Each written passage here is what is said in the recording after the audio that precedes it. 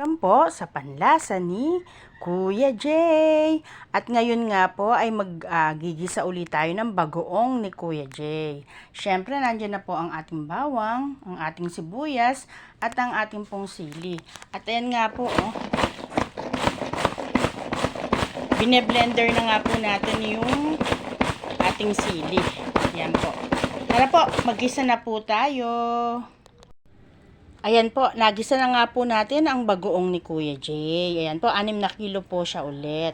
Sa mga nagtatanong po, si Kuya Jay po ay nagtatrabaho.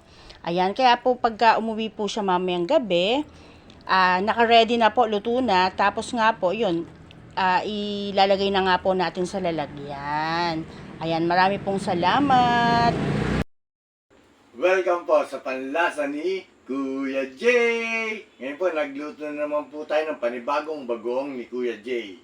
Marami nga po palang salamat sa mga tumatangkilik ng bagong ni Kuya Jay. O tara na po, bilhin na po tayo. Lord, lalo po kay Lord sa simpleng negosyo po namin ay mabilis maubos po. Tara na po, magsali na po tayo sa lalagyan. Ayan po ang aking bagong ni Kuya Jay. Ayan po, tapos na po tayong maglagay po sa lalagyan niya. Ito po yung natapos natin. Meron po tayong crispy with bawang.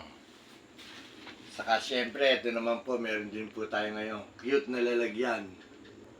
O ano pa mga kasuki, bili na kayo sa bagong ni Kuya Jay. Bye-bye na po, heart heart.